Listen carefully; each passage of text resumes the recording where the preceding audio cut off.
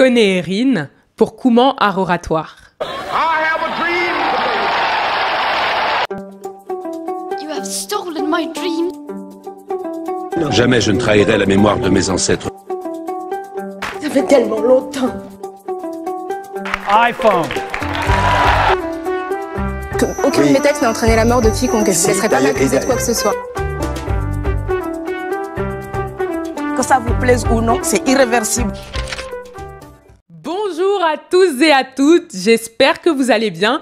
Aujourd'hui, on se retrouve pour une nouvelle vidéo où nous allons parler de niveau de langage. La personne éloquente, la personne qui s'exprime correctement, c'est la personne qui arrive à s'adapter à la personne à qui elle parle.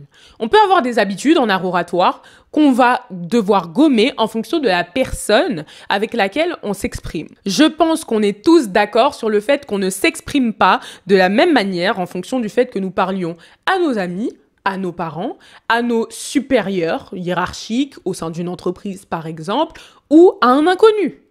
Forcément, avec les amis, on va se permettre une certaine légèreté que nous n'aurons pas avec notre supérieur hiérarchique qui a une certaine autorité sur nous.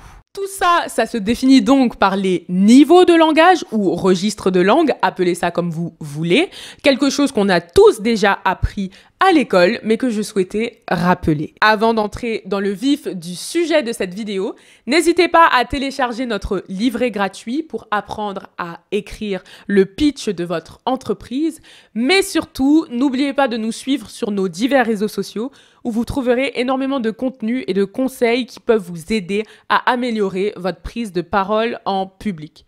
N'oubliez pas de vous abonner à cette chaîne YouTube si son contenu vous plaît également. Et maintenant, que la vidéo commence. Aujourd'hui, j'ai décidé de parler des 3 niveaux de langage les plus connus, à commencer par le langage familier. Le langage familier, c'est un langage qui va privilégier les phrases elliptiques. Les phrases elliptiques, c'est toutes ces phrases où on va manger des mots, où on va supprimer des mots. C'est les phrases où on va dire « je suis là » au lieu de « je suis là »,« je sais pas » au lieu de « je ne sais pas ».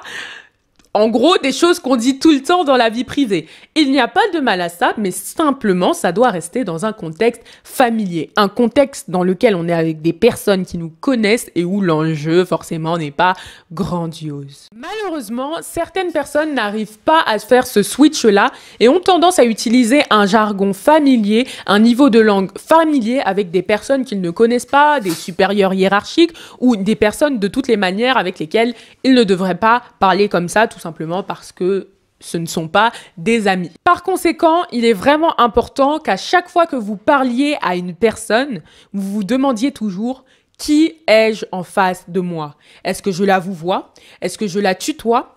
À quel niveau se place-t-elle par rapport à moi ?» Le deuxième niveau de langage qui pour moi est le niveau de langage universel, d'ailleurs pas que pour moi, et qui est vraiment adapté à 95% des situations, c'est le niveau de langage courant. Tout simplement parce que le langage courant, c'est un langage auquel on est habitué.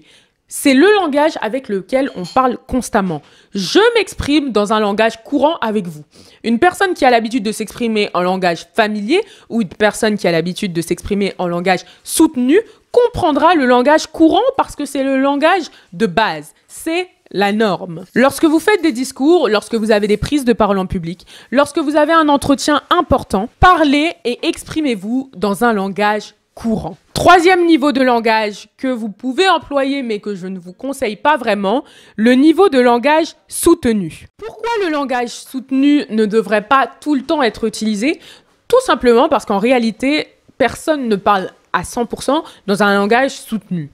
Vous pouvez emprunter certains mots du jargon soutenu pour les mettre et les intégrer dans les mots du quotidien, mais parler de A à Z dans un langage soutenu, c'est quelque chose qui ne se fait pas. Même dans les plus hautes sphères étatiques ou je ne sais où encore, on continue de parler dans un langage courant en empruntant certains termes soutenus. Donc, lorsqu'on me demande souvent, Erin, comment est-ce qu'il faut faire pour parler dans un langage soutenu?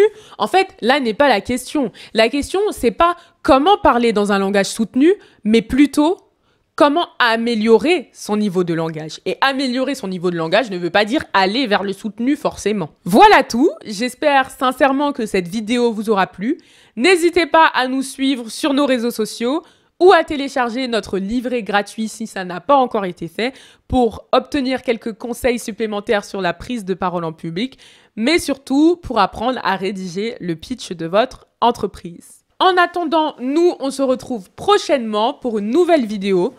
Prenez soin de vous et à très bientôt. Au revoir.